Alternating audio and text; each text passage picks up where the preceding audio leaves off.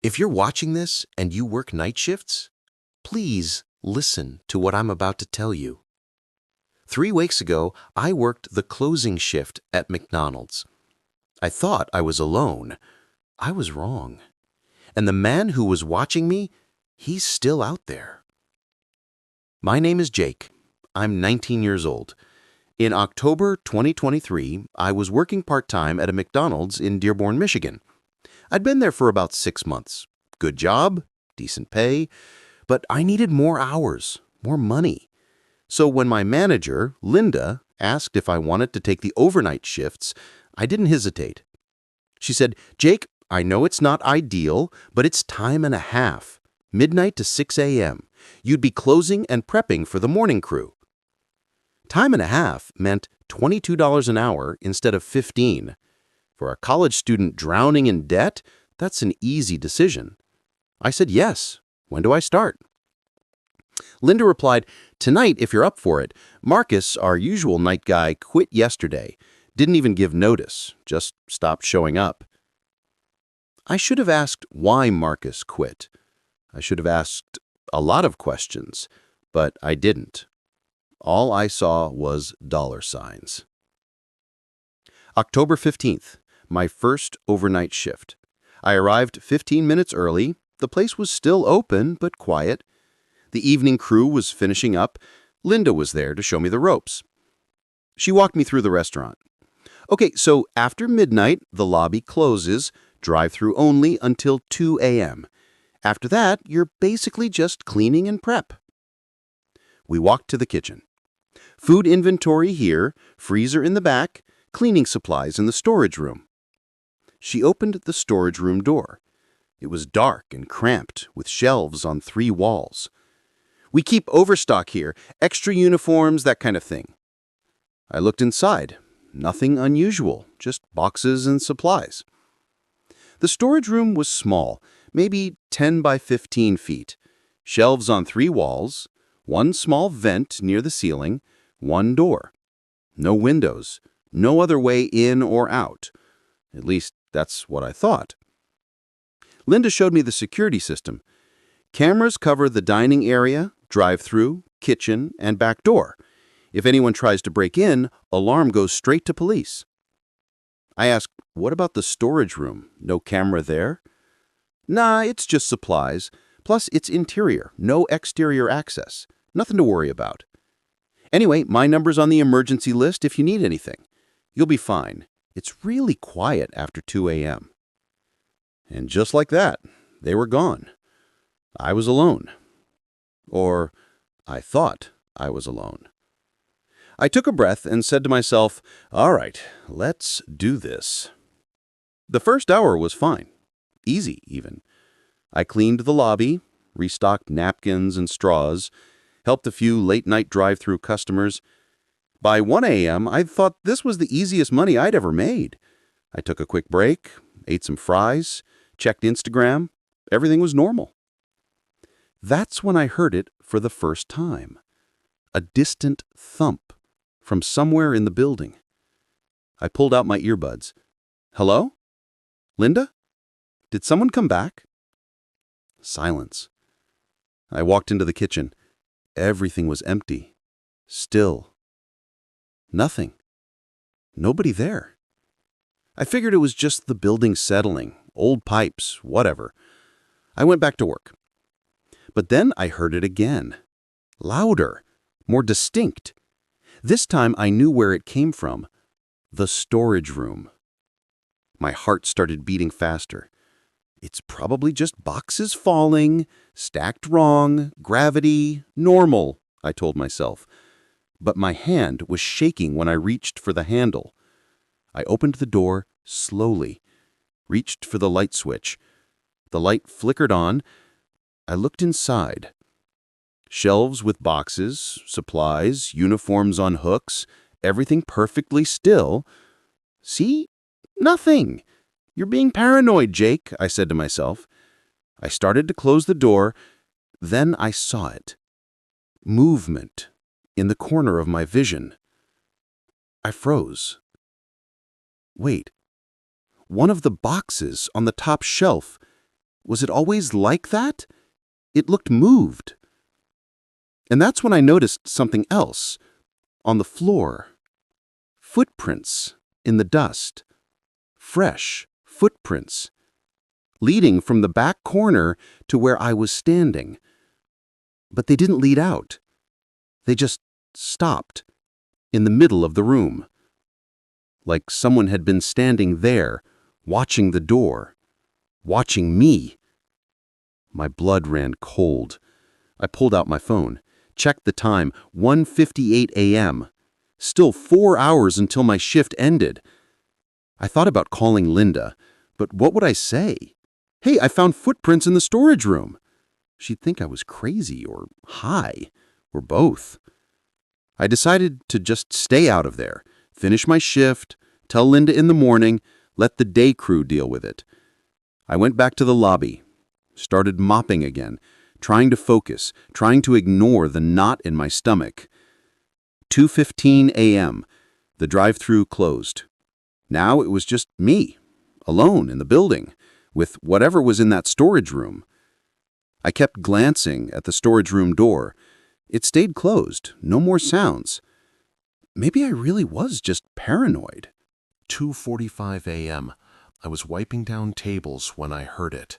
The sound that made my blood freeze. The storage room door opening, slowly, creaking. I spun around. The door was open, just a crack, darkness beyond. "Hello?" My voice cracked. "Is someone there?" No answer.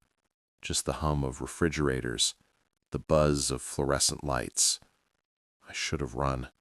I should have called 911 right then, but I didn't. I don't know why. Curiosity? Stupidity? Maybe both. I walked toward the door, slowly, every instinct screaming at me to run. But I kept walking. I reached the door, pushed it open. The light was off. I'd left it on. I was sure I'd left it on. I flipped the switch. Light flooded the small room. Everything looked normal. Boxes, supplies, nothing out of place. Except for one thing. The vent. The small vent near the ceiling. The cover was off, lying on the floor. And the vent itself, it was bigger than I remembered, big enough for someone to crawl through. That's when I heard it. From inside the vent, breathing, slow, heavy, human. Someone was in the vent. Someone was in the walls, watching me. I ran. Didn't think, didn't look back, just ran out of the storage room, through the kitchen, to the front door. I grabbed the handle, pulled. Locked. The door was locked from the outside. Linda had locked it when she left. Standard procedure for security. But now I was trapped inside with whoever was in those walls. I spun around. The storage room door was fully open now. And standing in the doorway was a man. Thin, dirty, wild eyes. He was holding something, a wrench from the kitchen. He didn't say anything, just stared at me, smiled, a sick, twisted smile. I grabbed my phone, dialed 911 with shaking hands. 911, what's your emergency? There's someone in the McDonald's. I'm locked inside. Please help me. Sir, please stay calm. What's the address? I gave them the address. The whole time, the man just stood there, watching me, smiling. The operator said, "Units are on the way. Stay on the line. Can you get to a safe place?" I looked around. Kitchen? Maybe I could lock myself in the freezer. It was the only room with a lock from the inside. I ran. The man moved faster than I expected. He was between me and the kitchen now. I changed direction, ran to the bathroom, slammed the door. No lock. I held the handle, pushed my weight against it. The man was on the other side, pushing. I could hear him breathing, heavy, labored. "Please," I whispered, "please hurry." The operator was still on the line.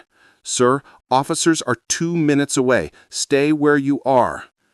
2 minutes felt like 2 hours. The man kept pushing. The door was starting to give. Then sirens. Beautiful, beautiful sirens, red and blue lights flashing through the bathroom window. The pushing stopped. Footsteps, running away, back toward the storage room. The police broke down the front door. 30 seconds later, they were pulling me out of the bathroom. "Where is he?" one officer asked.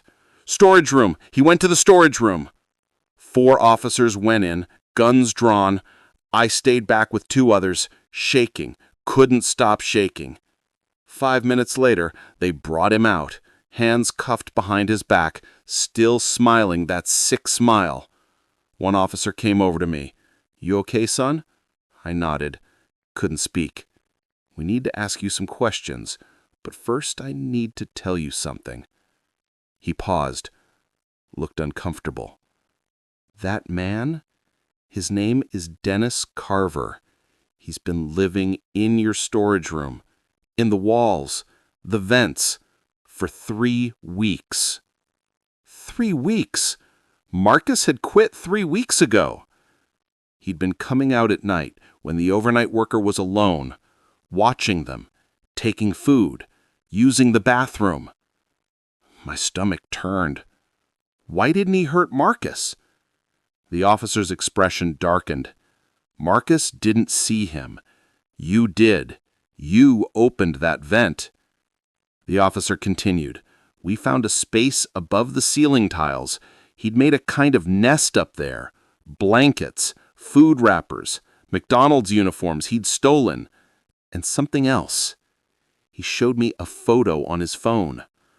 My blood froze. Photos. Dozens of photos. Of Marcus. Of me. Taken from the vents. From the ceiling. Close-ups. While we worked. While we were in the bathroom. While we were alone. He'd been planning something, the officer said quietly. We found zip ties, duct tape, a knife from the kitchen. I couldn't breathe. If the police had been 5 minutes later, if I hadn't called when I did... The officer put his hand on my shoulder. You did good, kid. You stayed calm. You got help. That saved your life. They took my statement, checked the building, found how we got in. A loose panel on the roof, access to the ventilation system. He'd been entering and leaving through there for weeks. Linda arrived 20 minutes later, pale, shaking. Oh my God, Jake, I'm so sorry. I had no idea. Marcus never said anything. He just quit. Now we knew why Marcus quit. He must have suspected something, maybe heard something, but he didn't report it. Just left. And I almost paid the price for his silence. They arrested Dennis Carver, charged him with breaking and entering, stalking, attempted kidnapping. The security footage from that night was all over the news. I quit the next day. Didn't even go back for my last paycheck. Linda mailed it to me. The McDonald's closed for 2 weeks. Full security overhaul. They sealed every vent, installed cameras in every room, including the storage room. It reopened eventually. I drove by once, couldn't bring myself to go inside. Dennis Carver is in prison now, awaiting trial. His lawyer is claiming he's mentally ill, that he wasn't going to hurt anyone, that he was just homeless and looking for shelter. But I saw his eyes. I saw his smile. I know what he was planning. And sometimes, late at night, I still hear it. That slow, heavy breathing. From the vents, from the walls. Even though I know I'm safe. Even though I know he's locked up. The fear never really goes away. So if you work night shifts, if you work alone, please, be careful. Check the vents. Check the ceiling tiles. Check everywhere. Because you never know who might be watching, who might be waiting, who might be living in the walls. I learned that the hard way. My name is Jake, and this is my story. My warning. Don't ignore the signs. Don't brush off the sounds. Don't assume you're alone. Because sometimes you're not. And sometimes, by the time you realize it, it's too late. This was Dark Tales Animation. Thank you for watching. Stay safe, lock your doors, and check your vents. Good night.